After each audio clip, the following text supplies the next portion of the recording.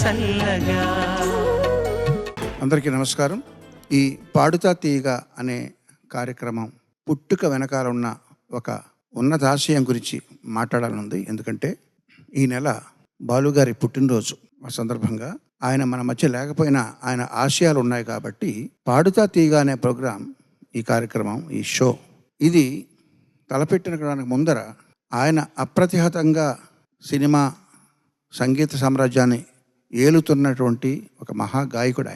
ఆయన తయారు చేసిన శిష్యులు గురువుని మించిన శిష్యులై ఆయనకి అందనంత ఎత్తుకి ఎదిగి అవకాశం ఉందని తెలిసిన ఈ కార్యక్రమం యొక్క ఉన్నతాశయానికి ఆయన కట్టుబడి వందలాది వేలాది సింగర్స్ని తయారు చేయడానికి ఆయన పూనుకుని మెంటర్గా, ఒక గురువుగా, ఒక తండ్రిగా వాళ్ళందరినీ ప్రేమించి లాలించి హక్కును చేర్చుకొని ఇంతమందికి శిక్షణ ఇచ్చి ఆయన గతించిన తర్వాత కూడా ఈ కార్యక్రమం కొనసాగేడానికి స్ఫూర్తిని అందించిన ఆ మహనీయుణ్ణి తలుచుకుంటూ ఆయనకి పుట్టినరోజు సందర్భంగా ఒక చిన్న ఆయన గురించి నేను రాసుకున్న చిన్న పాట, ఆయన పాడిన పాట బాణీలోనే.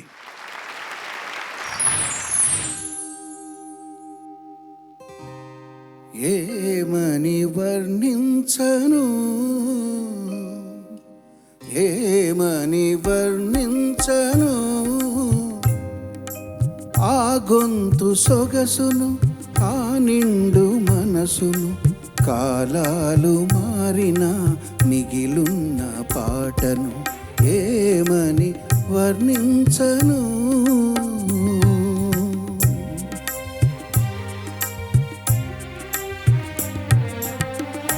ఎంత అలసిపోయినా నవ్వుతూ ఉంటాడు, ఎదురైన వారి కుశలమడిగి తెలుసుకుంటాడు. ఎంత అలసిపోయినా నవ్వుతూ ఉంటాడు, ఎదురైన వారి కుశలమడిగి తెలుసుకుంటాడు. పలుకుల రూపులో తీరైన వాడు, పలుకుల రూపులో తీరైన వాడు, భాషకు రుణమేదో తీర్చుకోవచ్చాడు. ఏమని వర్ణించను.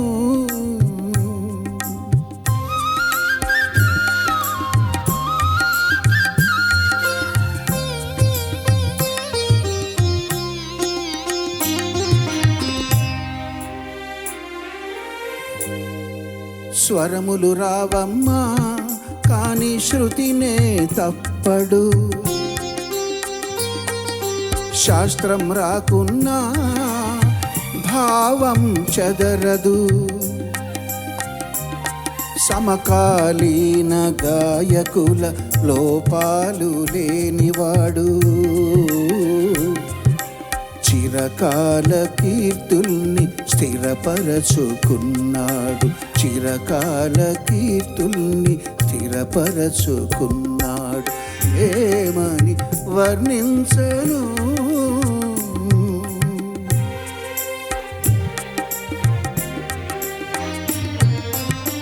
పాడుతా తీయగా అన్న చిన్న వేదికపై తన అనుభవాలన్నీ పంచుకున్నాడమ్మా. పాడవమ్మ తీయగా అని వెన్ను తడుతూనే తన కళ్ళతో జగతి చూపించగలడమ్మ.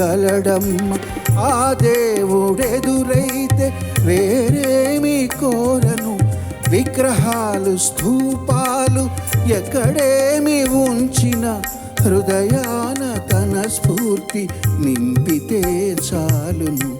ఏమని వర్ణించను, ఏమని వర్ణించను.